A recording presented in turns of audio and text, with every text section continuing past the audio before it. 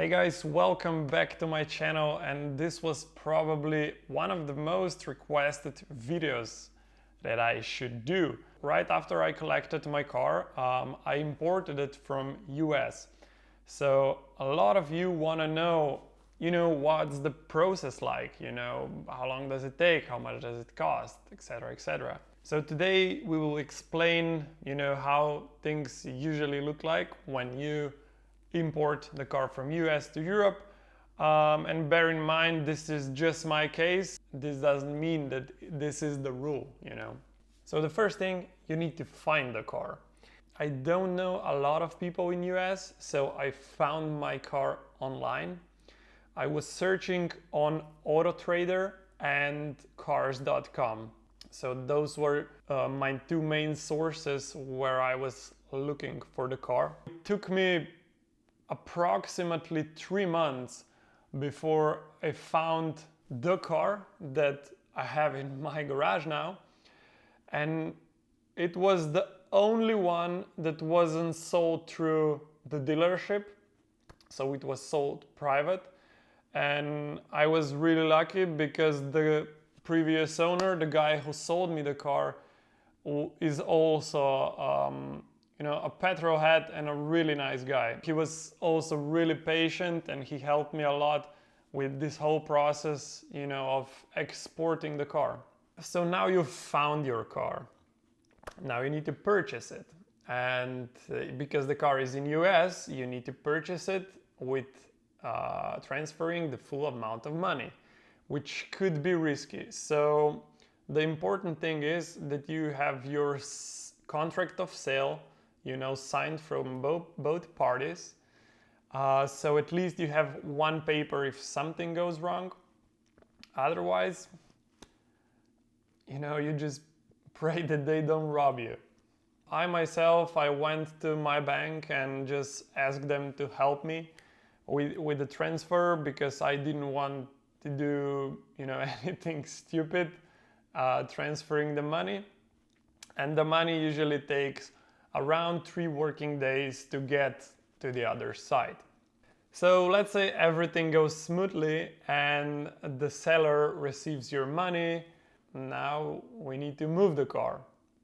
So here again, I was really lucky to have a friend who's been exporting cars for a few years now. So he helped me with arranging the transfer for the car. So we decided to go with a closed trailer. We picked the car up at the owner's home and then brought it to the port. Luckily the port was really close, so we drove it there.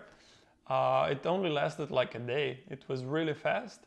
And then the car was waiting for approximately 2 weeks to be loaded onto the container and then onto the ship. And it's being prepared for its way across the ocean. You need to understand that you don't just pay for the container, you also pay for insurance for what's in the container. So again, here depends, how expensive your car is. So in case, the ship sinks, you don't get the car, but, they will pay you from the insurance that you paid in the beginning. But in my case, everything together, I got a really good price because, again, like I said, I got a friend who has good relationship with the company and, they gave him a really good price. So I paid 3,000 euros to pick the car up at the owner's home and deliver it to Holland, to the port. So now the real fun begins. Let's say the car is in Holland, in the port. It took 3 weeks in my case that they, did the customs procedure for my car. And for every day you need to pay, it's not a penalty. You just pay like a small amount of money because your car is sitting there and taking the space. So I think for 3 weeks I paid 210 euros, something like that. When it's finally your car's turn to be, to go through customs, then you get the bill where you will pay 10% of customs fee, 10% of what is, of what your car is worth. And then additional 21%, which is the, tax for the whole Holland. So depending on that, in which country the car enters, you will pay the European tax there.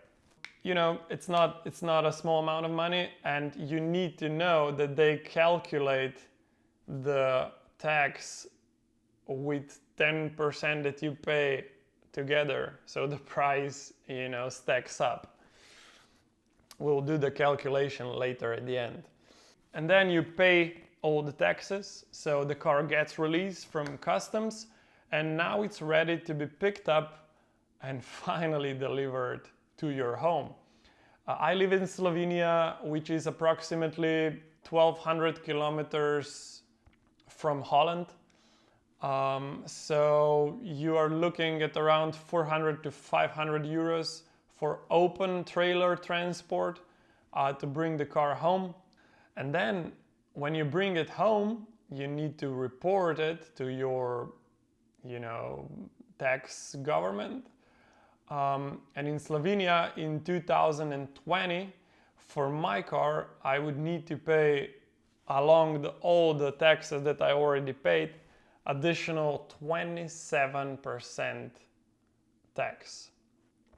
And this is not based on what your car is worth. This is based on the total price that you paid. So the car, the 10% tax plus 21% tax that you paid in Holland already. So now let's do a quick math. I will pull up my calculator here. I don't want to talk about how much my car costed me because, it's a private thing for me. But let's say your car is worth 20,000 euros. So you transfer 20,000 euros for your car to US. Now you pay additional, let's say 3,000 euros for the pickup and the container shipping and the insurance. So that's additional 3,000 euros. And then the car gets to Holland. Now you will pay 10% of what your car is worth. So 10% of that 20,000 euros is 2,000 euros. Then additional on that, you will need to pay 21% of taxes because your car entered through Holland. So that is additional 21% to the base price of your car plus the customs fee that you already paid. So now the base is not 20,000 anymore, it's 22,000. That's additional 4,620 euros. And then you drive it home, let's say it's additional 400 euros. Now your base price for your government tax for your tax here in Slovenia is 26,620. So now we put additional 27% on that, and we get 33,800 euros. So now we add another 3,000 that you paid for the shipping of the car in US, and another 400 to bring it home. So now you're looking at 37,207 euros, which is almost double the price that you paid in US. So, the car that you're importing better be worth it.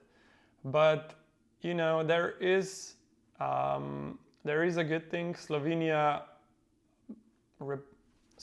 said that in 2021 they will have much cheaper import costs or tax duties for the cars that you import. So this calculation is made on what you had to pay in 2020, and we will see what happens next year. I will keep you up to date, how the homologation process We'll go with my car. I'm not there yet because I will need to change the blinkers in the back because US cars have red blinkers and European must have amber or orange blinkers. I need to add a fog light. I need to change the front headlights because they have a different light beam and a few other details. I hope you found this video helpful, and I'm looking forward to see you in the next video. Bye bye!